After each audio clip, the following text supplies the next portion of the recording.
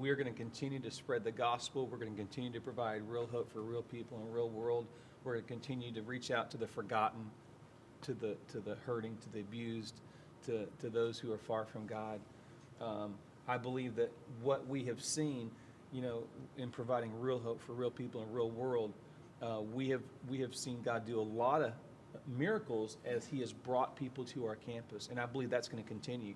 But I think what we're going to see even more of is not just people coming to this campus and seeing miracles, but our people leaving this campus and seeing miracles take place. The 40 miracles that we see in the book of Acts, 39 were outside the building. Yeah. And I believe we're going to see a substantial amount of people getting saved, set free outside of this campus. And so, we're dreaming of opportunities to reach out, whether it's a dream center, but to reach out to hurting people in Johnston County, in Wake County, in Raleigh, and as well as here locally, that are just, far from God.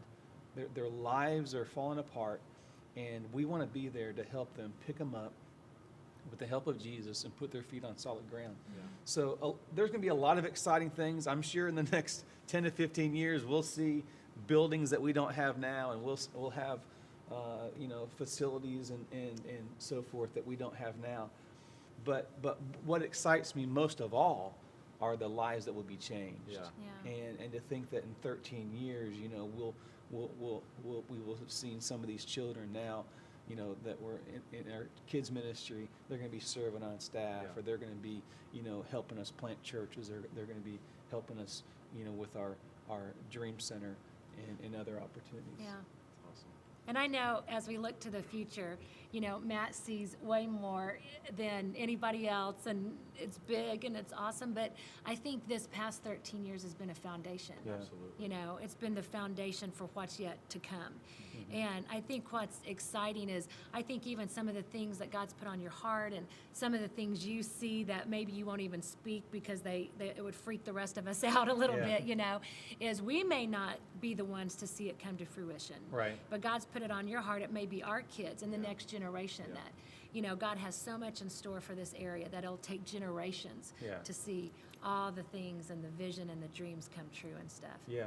I think now that we really do kind of feel like that mom and dad of the house, and you're seeing this generation rising up behind you, and that gives us, because we're not just a church that's like doing church services and having worship and singing songs and preaching sermons, but a church is a group of people that live in community, that are doing life together, that are reaching out together, that are raising up their kids, and it's growing, it's expanding, and when I see students being raised up in leadership, and I see them not just sitting in a seat, but helping park a car or helping serve food to the homeless or whatever, then I'm like, that's the kind of stuff that gets me excited.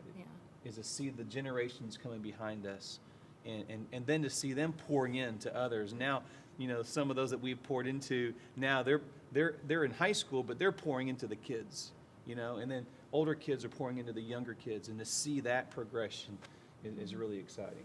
So we don't know what it's going to look like, but we do know that we feel for C3 the best is yet to come.